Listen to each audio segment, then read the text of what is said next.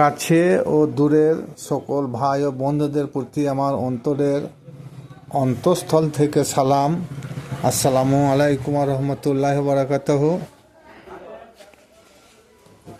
মহান আল্লাহ পাক রব্বুল আলামিন,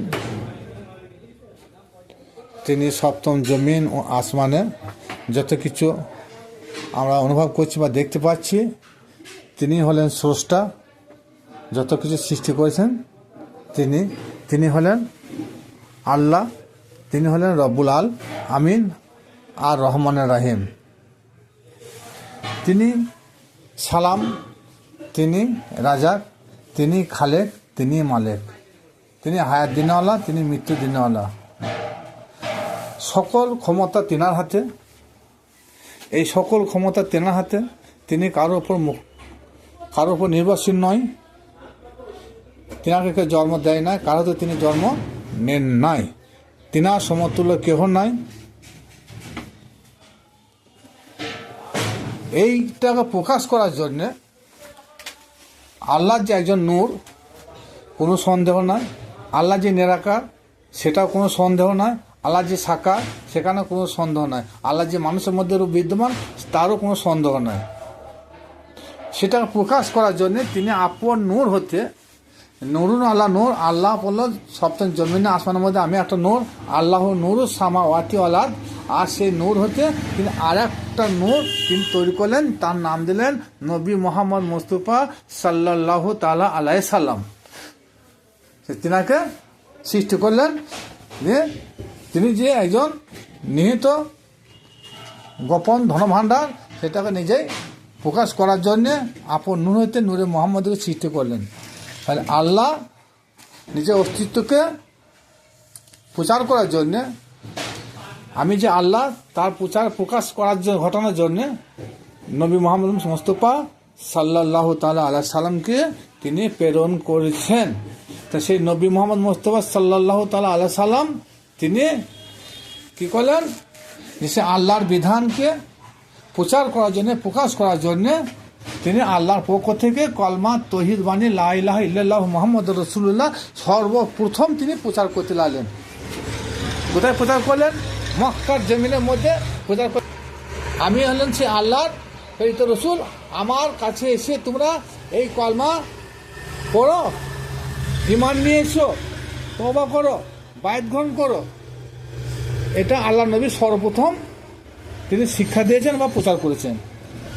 তারপরে তো যখন তিনি দেখলেন যে এটা একটা ভয়ঙ্কর জাহিলিয়াতের যুগ, তখন এমন জাহিলিয়াতের অন্ধকারের যুগ ছিল, সেই যুগে ভাই বোনে বাঁচাবাঁচি ছিল না, মা বেটায় বাঁচাবাঁচি ছিল না।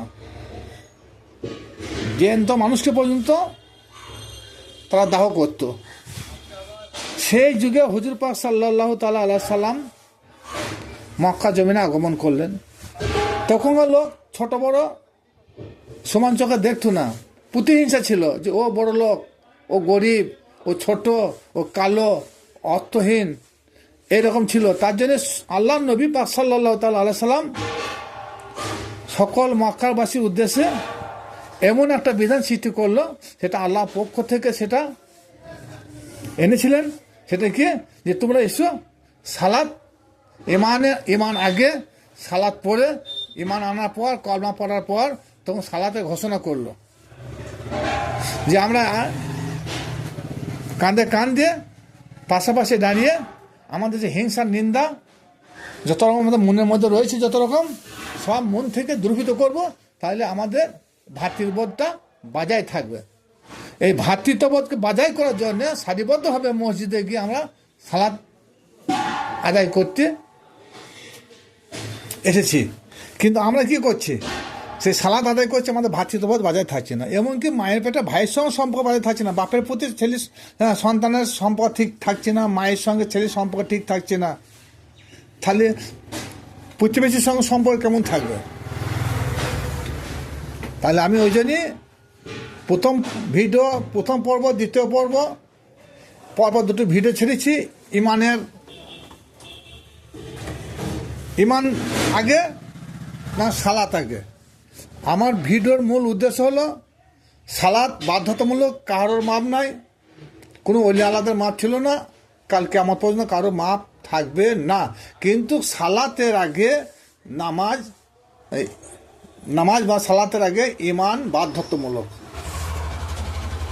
সালাতের মূল পরিচয় হলো ঈমান।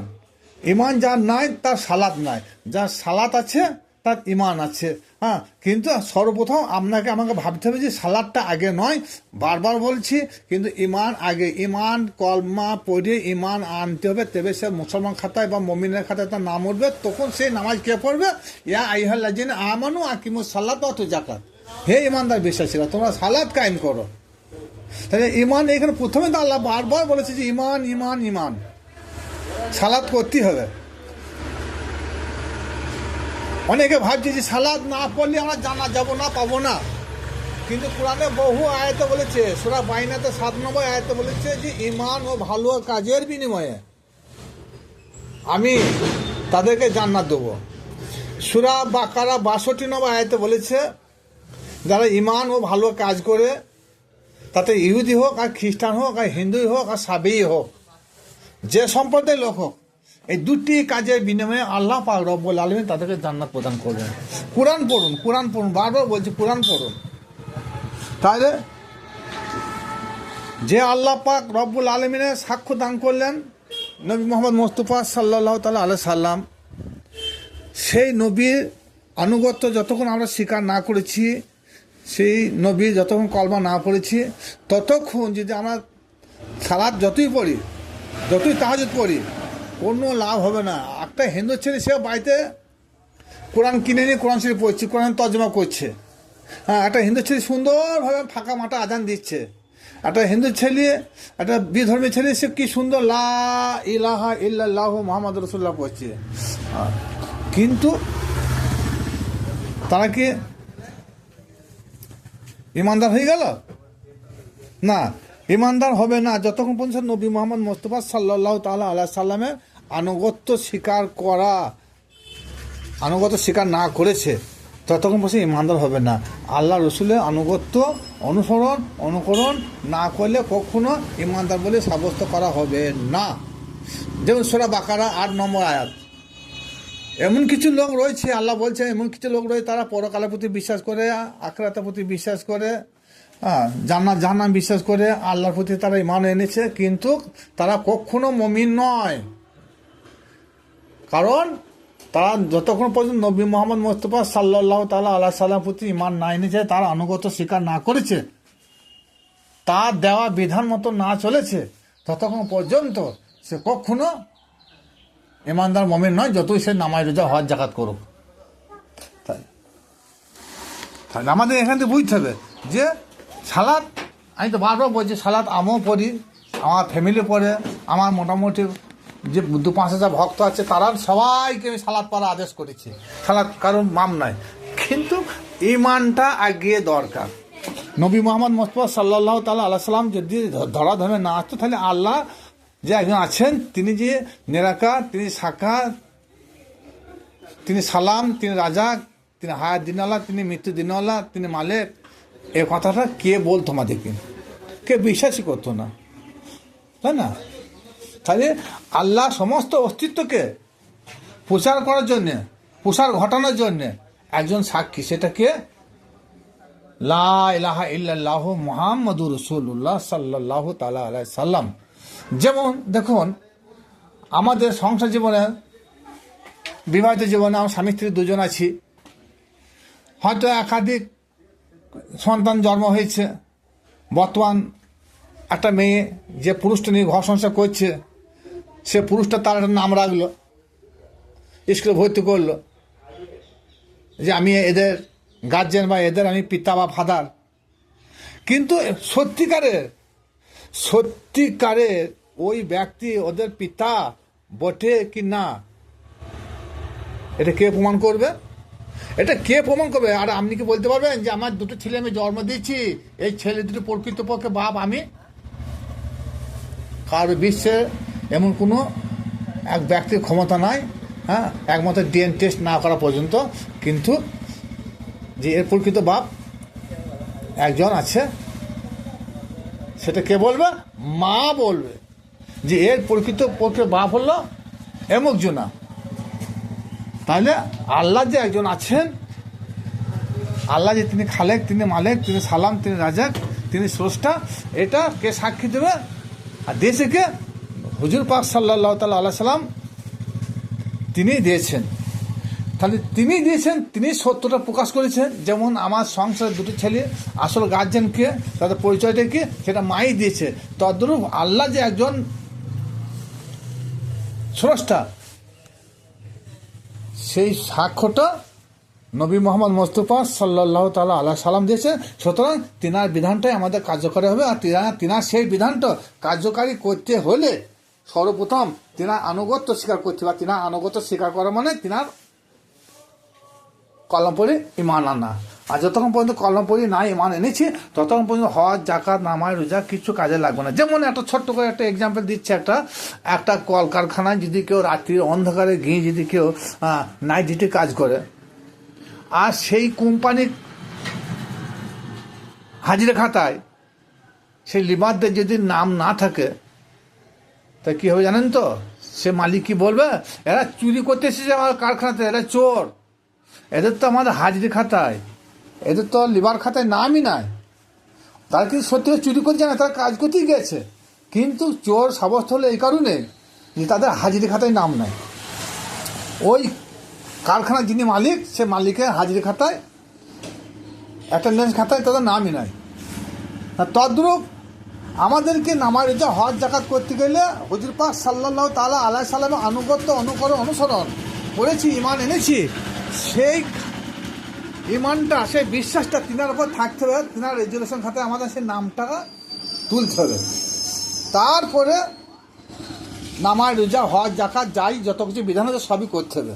যেমন আর একটা এক্সাম্পল দিচ্ছি, বর্তমানে একটা বেকারি ছেলে যদি প্রাইমারি স্কুলে পড়তে যায়, তার যদি স্কুলের খাতায় অ্যাটেন্ডেন্স খাতায় যে নাম রেজিস্টার না থাকে, তাহলে সে কখনো চালও পাবে না, টাকাও পাবে না, জুতো পাবে না, ছাতা পাবে না, ব্যাগও পাবে না, কিচ্ছু পাবে না, যতই সে তার মা বাবা ভিক করে খাক, কারণ তার ওই খাতায় তার নাম নাই। আর যদি একটা বড় লোকের ছেলে, তার কিছু দরকার নাই, তার যদি নাম থাকে, সে যদি মাসে একবার স্কুল যায়, সে সবই পাবে। কিন্তু একটা ভিখারি ছেলে, সে দেখা যায় তার মা বাবা ভিক করে খাচ্ছে, খুব অভাবের সঙ্গে দিন পার যাচ্ছে, কিন্তু তার যদি অ্যাটেন্ডেন্স খাতায় স্কুলের নাম না থাকে, হাজিরি খাতায় নাম না থাকে, সে কখনো সরকারের বা রাজ্য সরকারের ফ্যাসিলিটি পাবে না। তেমনি সারা বিশ্বের সরকার আমাদের হুজুর পাক সাল্লাল্লাহু তাআলা আলাইহি সাল্লাম তিনার খাতায়, তিনার ইমানের খাতায় আমাদেরকে নাম রাখতেই হবে। যতক্ষণ নাম রেখেছি ততক্ষণ আমাদের কোনো নিস্তার নাই। তাই আল্লাহ পাক রব্বুল আলামিন সূরা নিসার আয়াত নম্বর 65 নম্বর আয়াতে কি বলেছেন? হাত্তা ইউহাক্কিমুকা ফিমা সাজারা বাইনাহুম,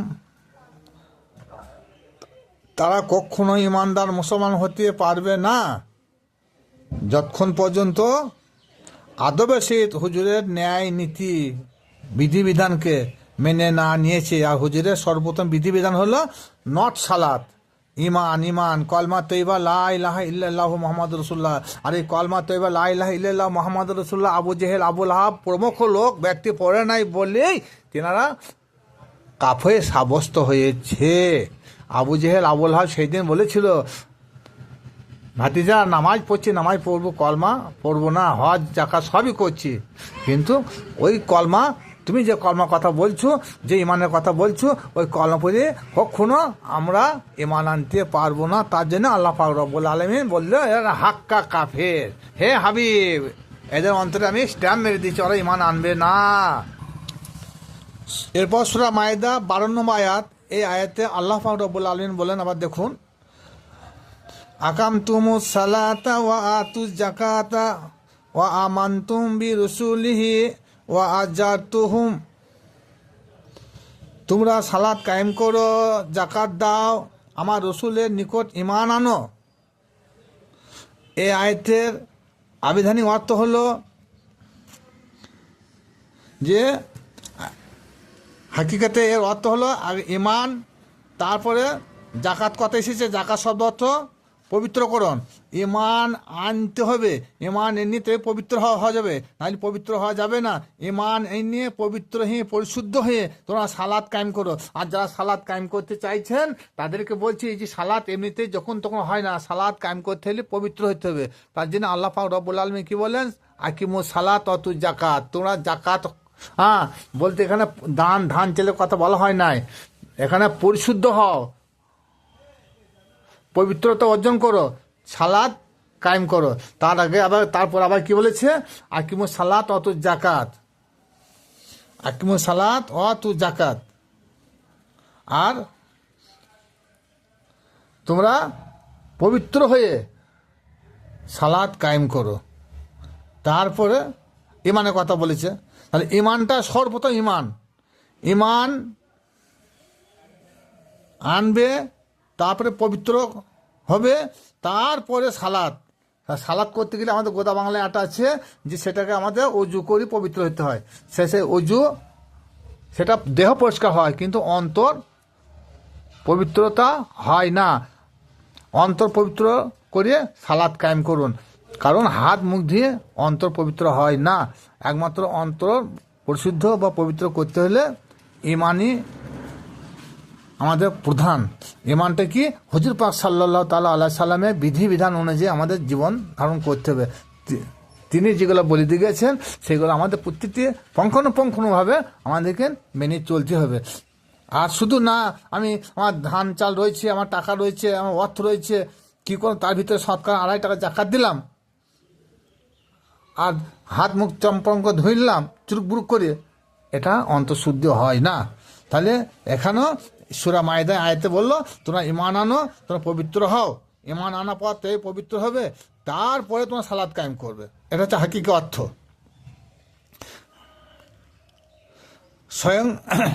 এখানে স্বয়ং আল্লাহ বলেন যে তোমরা আমার নবীর প্রতি ইমান আনো। সূরা আরাফ আয়াত নম্বর 157। ফাআল্লাযিনা আমানু বিহি ওয়া আজারুহু ওয়া নাসারাহু ওয়াত্তাবাউন নূরাল্লাযী উনজিলা মাআহু উলাইকা হুমুল মুফলিহুন। যারা আমার সেই উম্মির নবীর প্রতি যারা ঈমান আনে, তেনাকে সম্মান করে, তেনাকে সাহায্য করে, তেনার উপর নাজেলকৃত নূরকে যারা অনুসরণ করে, তেনার আদেশ নিষেধকে যারা মেনে নিয়েছে।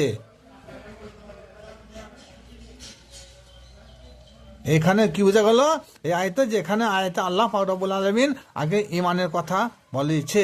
এরপর সূরা ওই আরাফের 158 নম্বর আয়াতেও আল্লাহ বলেন তিনার রসুলের প্রতি ঈমান আনার কথা তিনিও বলেছেন। আল্লাহ বললেন যে আমার রসুলের প্রতি তোমরা ঈমান আনো।